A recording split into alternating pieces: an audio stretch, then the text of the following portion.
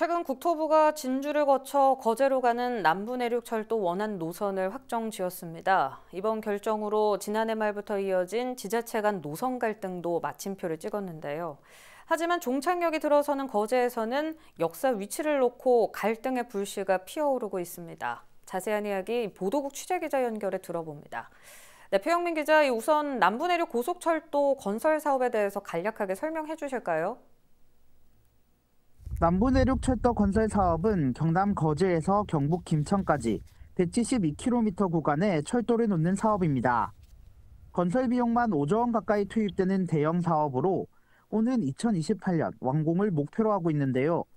남부내륙철도가 완공되면 수도권까지 이동 시간이 2시간 30분대로 줄면서 시간 단축은 물론 비용 절감과 관광객 유치 등의 경제적 효과도 기대되고 있습니다.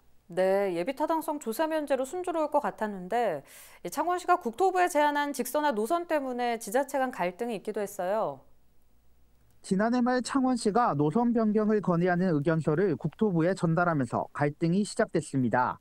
창원시의 계획안에는 진주를 거치지 않고 창원 바로 옆에 있는 함안으로 노선을 직선화하자는 제안이었습니다. 노선이 직선화되면 운행 거리와 공사 비용이 줄어들고 인구가 밀집한 중부 경남의 도민들도 철도를 이용할 수 있다는 이유에서입니다. 직선화 제안의 진주시는 이 사업은 도지사 공약으로 낙후된 서부 경남을 위한 일이라며 반발했습니다. 경남도는 노선 갈등이 확대될 조짐을 보이자 조기 착공에 문제가 발생할 수 있다며 중재에 나서기도 했는데요.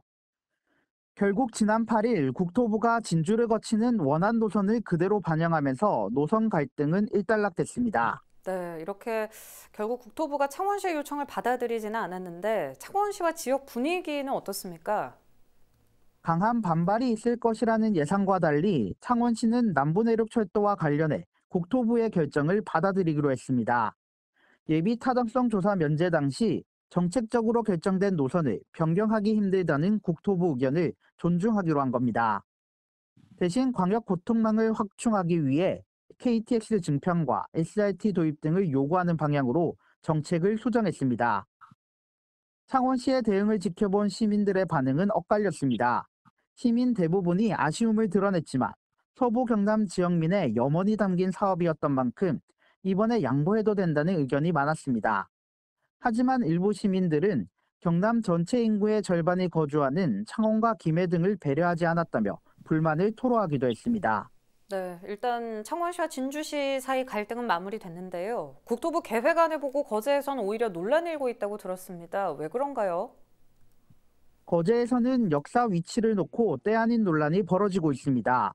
국토부가 고시한 노선 지도 끝점이 특정 지역을 표시했다며 해당 지역이 이미 역사로 결정됐다는 추측이 확산되고 있기 때문입니다.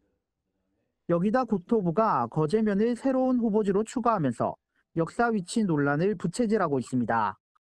앞서 거제시는 시민공론화위원회를 거쳐 사등병과 상문동 두 곳을 역사 최적지로 선정해 국토부에 추천했습니다.